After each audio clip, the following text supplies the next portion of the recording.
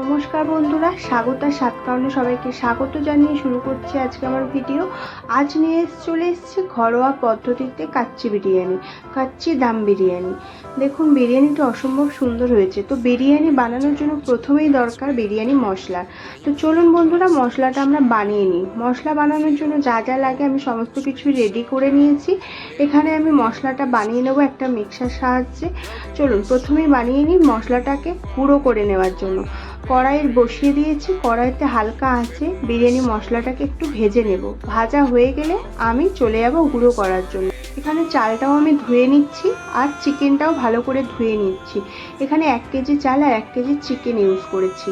বিরিয়ানি মশলাটা এবার আমি গুঁড়ো করে নেব। চলুন গুঁড়ো করার পরে এখানে একটা হাঁড়িতে আমি জল বসিয়ে নিয়েছি বিরিয়ানির চালটা সিদ্ধ করার জন্য। আর দেখুন মশলাটা আমার এখানে ভালোভাবে গুঁড়ো হয়ে গেছে। চলুন এবার বেরেস্তাটা ভেজে নেওয়া যাক। তার জন্য আমি কড়াই বসিয়ে দিয়েছি, প্রথমে সাদা তেল দিয়ে দেব। সাদা তেলে কিন্তু বেরেস্তা খুব সুন্দর হয়। আর দেখুন আস্তে আস্তে আমি পেঁয়াজগুলো ছেড়ে দিচ্ছি। আমি এখানে বড় 4টে পেঁয়াজ নিয়েছি, আপনারা প্রয়োজন মতো পেঁয়াজ ব্যবহার করতে পারেন। দেখুন বেরেস্তাটা এখানে ভাজা হচ্ছে, খুব সুন্দর একটা কালার বেরিয়েছে। বেরেস্তাটা আমি একটা পাত্রে তুলে নেব। দেখুন কি সুন্দর কালার বেরিয়েছে। বেরেস্তা যত সুন্দর হবে ততই দেখতে সুন্দর হয়। চলুন এবার আলুগুলো ভেজে নেওয়া যাক। আলুতে আমি সামান্য পরিমাণে হলুদ মাখিয়ে নিয়েছি কালারটা সুন্দর আসার জন্য। এবার কড়াইতে ছেড়ে দিলাম আলুগুলো লাল হওয়া পর্যন্ত ভাজতে হবে। চলুন ভেজে নেওয়া যাক। দেখুন আলুগুলো লাল হয়ে গেছে, আমি এবার তুলে নিলাম। চলুন এবার দেখিয়ে দিই মাংসটা আমি কিভাবে ম্যারিনেট করি। আস্তে আস্তে চিকেনের টুকরোগুলো আমি দিয়ে দিচ্ছি, সব চিকেনের টুকরো দিয়ে দিচ্ছি। এখানে আমার 1 কেজি চিকেন লেগেছে। এবার আমি লবণ দিয়ে দিচ্ছি, আর আপনাদের চিকেনের যতটা পরিমাণ থাকবে ততটা সেই বুঝে আপনি লবণটা দেবেন। এবার লবণটা আমি ভালোভাবে মিক্স করে একটা বড় লেবুর টুকরো কেটে তার রসটা বের করে নিচ্ছি। লেবু দিলে বিরিয়ানিটা একটু সুন্দর হয়। আর এখানে দিয়ে দিলাম এলাচ, লবঙ্গ, দারচিনি আর গোটা গরম মশলা। তো দিয়ে দেওয়ার পরে এখানে যে আমি পেস্টটা বানিয়ে রেখেছিলাম সেটা আমি দিয়ে দিলাম। এই পেস্টটার মধ্যে আছে আদা রসুন। তো এটাকেও ভালোভাবে ম্যারিনেট করে নিচ্ছি।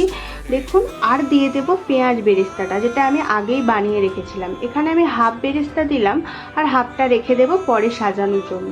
ভালোভাবে পেঁয়াজ বেরেস্তাটা দিয়ে ভালো করে মিক্স করে আমি যে বিরিয়ানি মশলাটা বানিয়েছিলাম সেটা দিয়ে দিলাম। দেওয়ার পরে এটা আবারও ভালো করে ম্যারিনেট করতে হবে। এখানে আমি ভালো করে এটা মিক্স করে নিচ্ছি। ততক্ষণে আমি এখানে গুঁড়ো লঙ্কা ব্যবহার করছি। আপনারা চাইলে কাঁচা লঙ্কাও ব্যবহার করতে পারেন, তবে গুঁড়ো লঙ্কা দিলে কালারটা একটু সুন্দর আসে। তো এরপরে আমি ঘি দিয়ে দিচ্ছি। ঘিটা দিলে বিরিয়ানির স্বাদ বাড়ে। তো ঘিটা দিয়ে আমি পুরো মিক্সচারটাতে আরেকবার মিক্স করে নিচ্ছি। আর দিয়ে দিচ্ছি টক দই। টক দইটা বিরিয়ানির একটা প্রধান উপকরণ। তো টক দইটা দিয়ে আমি আবারও ভালো করে মিক্স করে এটা ম্যারিনেশনে 30 মিনিটের জন্য রেখে দিলাম।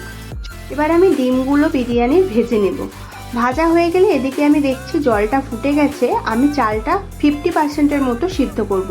চলুন এবার আমি এখানে সাজানোর জন্য রেডি হয়ে গেছি। আলু দিয়ে দিলাম ম্যারিনেশনের উপর আলু। আর তার আগে বলে রাখি আমি এখানে দিয়েছিলাম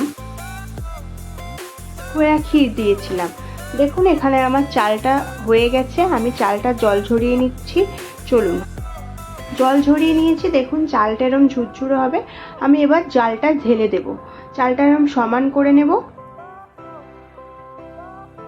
এর মধ্যে আস্তে আস্তে কেওড়া জল, গোলাপ জল আর দুধে ভেজানো কেশরটা দিয়ে দেব। দুধে ভেজানো কেশর দিলে কালারটা একটা অন্যরকম আসে আর ফ্লেভারটাও। আর চলুন একটুখানি দিয়ে দিচ্ছি মিঠা আতর আর যে বেরেস্তাটা আমি বানিয়ে রেখেছিলাম সেটা উপর থেকে সাজিয়ে দেব। আস্তে আস্তে ছড়িয়ে দিয়ে এটা আমি একটুখানি রেখে দেব। চলুন এবার বিরিয়ানির মধ্যে আমি ভেজে রাখা ডিমগুলো দিয়ে আমি এটা দমে বসাবো 40 থেকে 45 মিনিট। তো 40 থেকে 45 মিনিট পরে আমি ফিরে আসছি বিরিয়ানিটি সঙ্গে নিয়ে। দেখুন এখানে আমাদের বিরিয়ানিটি হয়ে গেছে আর খুব সুন্দর একটা গন্ধ বেরিয়েছে আর কালারটাও খুব সুন্দর এসছে। এবার বিরিয়ানিটি কেটে নেওয়ার পালা। কেটে নেওয়ার আগে আমরা এখানে ঘি দিয়ে দেব। ঘি দিলে বিরিয়ানির স্বাদটা খুব সুন্দর আসে। চলুন বিরিয়ানিতে ঘি দিয়ে কেটে নিয়ে ফিরে আসছি।